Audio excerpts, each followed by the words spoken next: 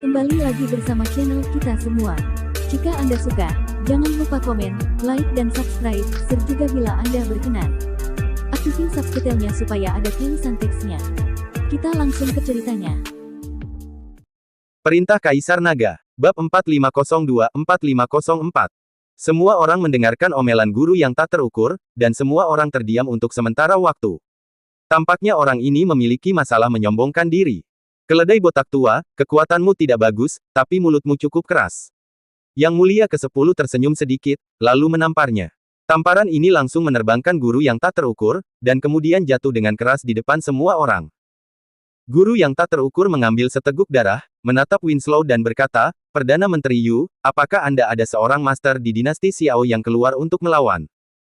Biksu tua ini ingin menarik napas dan beristirahat. Ini. Winslow merasa malu untuk sementara waktu.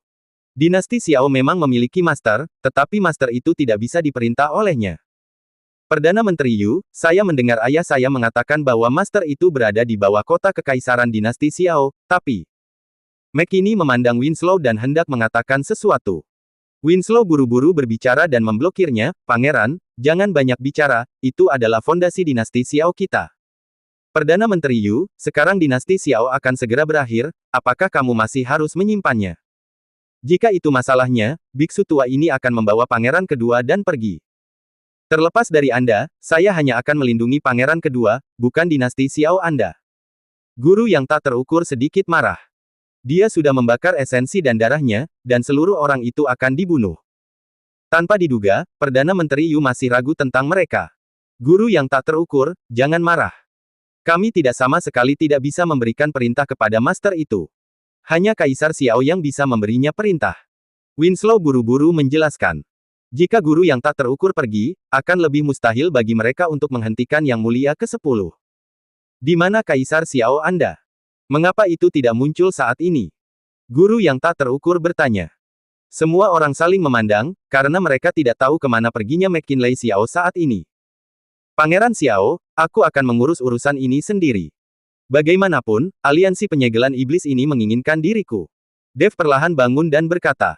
Saat ini Dev sangat lemah, dan hampir tidak mampu menopang tubuhnya. Tuan Chen, ini bukan lagi masalah Anda dengan aliansi penyegelan iblis, tetapi dinasti Xiao kami juga berkonflik dengan aliansi penyegelan. Bahkan jika kamu ditangkap, orang di depan kita tidak akan melepaskan dinasti Xiao kami. Jangan khawatir, Tuan Chen, dinasti Xiao saya tidak begitu mudah dihancurkan. Setelah McKinney selesai berbicara, matanya berkedip dengan tekad. Saya melihatnya mengeluarkan token persegi seukuran telapak tangan dari lengannya, dengan tulisan Xiao terukir di atasnya, dan di kedua sisi karakter tersebut, ada beberapa kata yang tidak jelas dan sulit diukir. Dev tidak tahu itu sama sekali.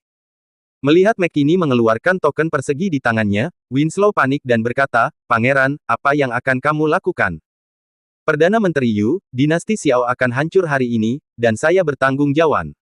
Ini harusnya adalah ujian yang diberikan oleh ayahku.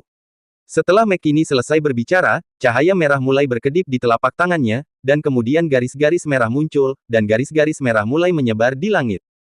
Perdana Menteri Yu, apa yang dilakukan kakak laki-laki? Setelah melihat ini, McKinsey bertanya dengan rasa ingin tahu.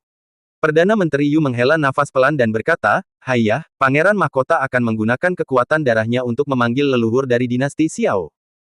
Mendengar kata-kata Winslow, mata guru yang tak terukur tiba-tiba menyala dan berkata, biksu tua ini hampir lupa bahwa pangeran kedua adalah reinkarnasi Sang Buddha, dan dia juga memiliki darah Sang Buddha di tubuhnya. Anda juga bisa menggunakannya.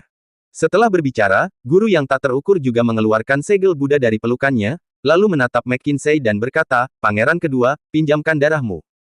Guru yang tak terukur, apakah saya benar-benar reinkarnasi seorang Buddha? McKinsey bertanya dengan curiga. Dia sama sekali tidak mempercayainya, bagaimana dia bisa menjadi reinkarnasi Sang Buddha. Pangeran kedua, jangan bertanya lebih banyak, pinjamkan saja darahmu. Guru yang tak terukur mendesak. Ketika McKinsey melihat ini, dia hanya bisa mengarahkan ujung jarinya, dan setetes darah jatuh ke segel Buddha. Saat darah McKinsey menetes, kehampaan gemetar hebat, dan segera bayangan emas terbang keluar dari segel Buddha. Bayangan itu melipat tangannya, janggut dan alisnya yang seputih salju, mengenakan jubah biksu yang lebar, semacam angin abadi dan aura tulang. Semua orang terkejut melihat bahwa seorang biksu benar-benar dipanggil. Hanya Yang Mulia ke-10 yang melihatnya dengan samar, setenang air, dengan sedikit sarkasme di mata mereka. Namo Amitabha. Setelah bayangan biksu menghela nafas dalam-dalam, cahaya Buddha misterius yang tak terhitung jumlahnya muncul, dan satu persatu cahaya Buddha langsung menuju ke arah Yang Mulia ke-10.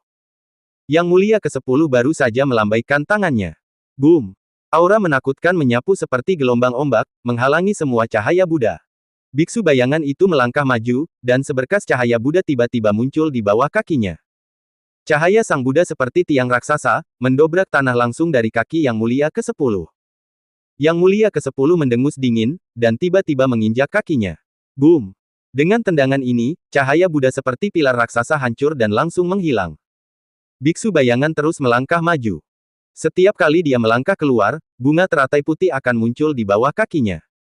Setelah mengambil 9 langkah, 9 bunga teratai putih muncul di belakang biksu bayangan. 9 bunga teratai putih berkumpul untuk membentuk sangkar teratai yang besar, menuju Yang Mulia ke-10. Sangkar teratai jatuh dari langit, dan cahaya Buddha yang tak berujung melesat dari sangkar teratai. Yang Mulia ke-10 perlahan mengangkat kepalanya, matanya sedikit menyipit, dan akhirnya ada sedikit keseriusan di wajahnya. Tapi dia tidak bergerak, dan membalikkan telapak tangannya, lalu dua aura putih keluar dari telapak tangannya, langsung menuju sangkar teratai. Boom! Ledakan dahsyat, seperti guntur, membuat telinga semua orang berdengung. Kemudian sangkar teratai hancur, dan pecahan bunga teratai putih yang tak terhitung jumlahnya melesat ke arah seluruh kota kekaisaran. Sebuah area bangunan yang luas runtuh, dan banyak orang dinasti Xiao yang tak terhitung jumlahnya tewas secara tragis di bawah pecahan teratai ini. Pada saat ini, kehidupan manusia seperti semut. Para biksu di alam Mahayana hampir tidak mampu melawan akibat ini, dan para biksu di alam kesengsaraan transendensi bahkan tidak memiliki kemampuan untuk melawan. Guru yang tak terukur memandang Yang Mulia ke-10 dengan ekspresi yang sangat serius.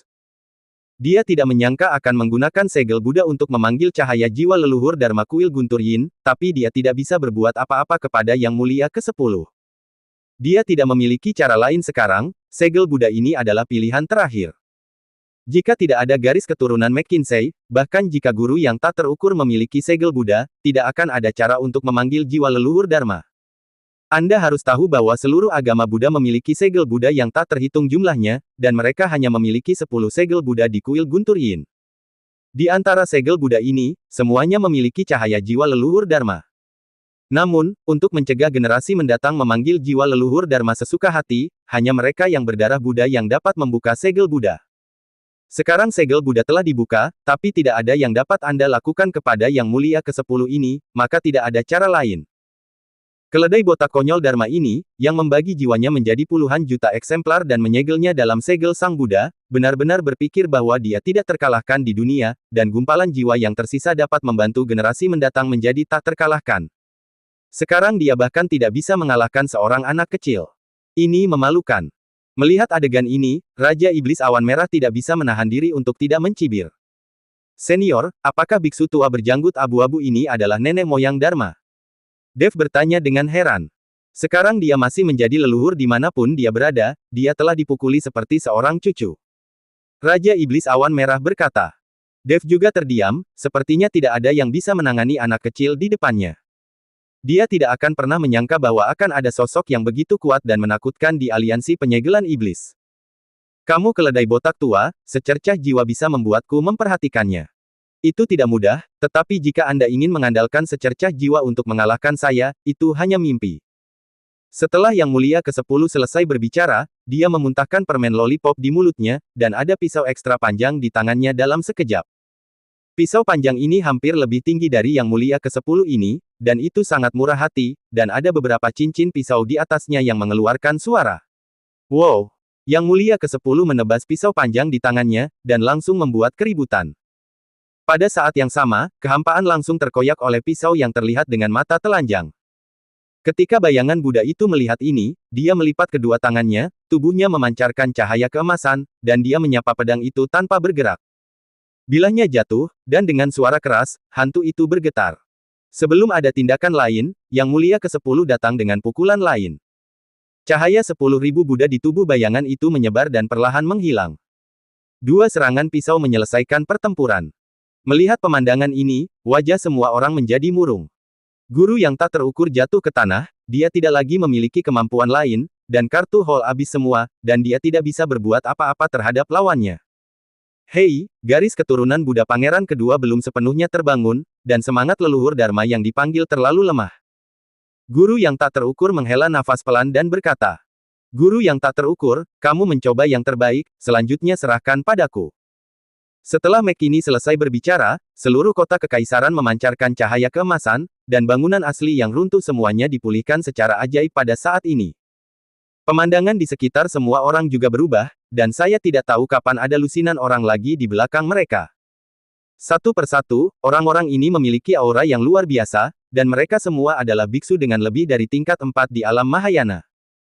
Setelah Dev melihat ini, dia menyadari bahwa bangunan depannya tidak benar-benar dipugar, tetapi McKinney menggunakan ini untuk membuat semua orang memasuki ruang dan waktu berbeda. Lokasinya juga di kota kekaisaran, tetapi karakter di sekitarnya telah berubah. Tampaknya orang-orang di belakang mereka adalah kartu Hall Dinasti Xiao, dan mereka tidak akan menggunakannya sampai mereka harus menggunakannya. Yang Mulia ke-10 memandang lusinan biksu yang tiba-tiba muncul dengan tenang, tanpa sedikit pun rasa takut di matanya. Ini semua adalah orang-orang kuat dari dinasti Xiao, dan Yang Mulia ke-10 ini tidak takut. Sudah berapa tahun? Dinasti Xiao tidak pernah menggunakan kita. Apakah dinasti Xiao mengalami krisis hidup dan mati sekarang? Seorang pria tua berbicara perlahan. Anggota senior dinasti Xiao yang terhormat, dinasti Xiao saya sekarang berada dalam krisis hidup dan mati. Generasi muda McKinney Xiao harus menggunakan segel Xiao untuk mengganggu senior dinasti Xiao. McKinney membungkuk di depan orang-orang ini dan berkata, "Orang tua itu dengan lembut menopang telapak tangannya, sebagai putra mahkota, Anda tidak perlu tunduk kepada orang tua seperti kami. Mari kita bicarakan, itu hanya masalah dinasti Xiao. Di mana musuh yang kuat? Orang tua ini ingin melihat siapa yang berani mengganggu dinasti Xiao kita. Itu dia." McKinney menunjuk ke Yang Mulia ke-10. Orang tua itu melihat ke arah jari-jarinya, dan mau tidak mau terkejut. Yang Mulia ke-10 tidak tahu kapan, sudah ada permen lollipop lagi di mulutnya, dan dia bersandar pada pisau panjang dengan ekspresi polos di wajahnya. "Pangeran, kamu mengatakan bahwa anak ini memaksamu untuk menggunakan segel. Mungkinkah dinasti Xiao saya sekarang begitu lemah sehingga bahkan seorang anak kecil pun tidak dapat mengganggu?" Orang tua itu bertanya dengan kaget. "Senior, jangan dibutakan oleh penampilannya. Orang ini sangat kuat," kata McKinney buru-buru. Betapa mengerikannya seorang anak. Setelah berbicara, lelaki tua itu berjalan langsung menuju Yang Mulia ke-10. Langkahnya stabil, dan terlihat sangat percaya diri. "Senior, tidak, cepat pergi dari sini." Setelah melihat ini, McKinney tahu bahwa lelaki tua itu meremehkan musuhnya, dan buru-buru berteriak. Tapi lelaki tua itu sama sekali mengabaikan McKinney. Tapi setelah mengambil beberapa langkah, tiba-tiba Yang Mulia ke-10 bertindak. Puff!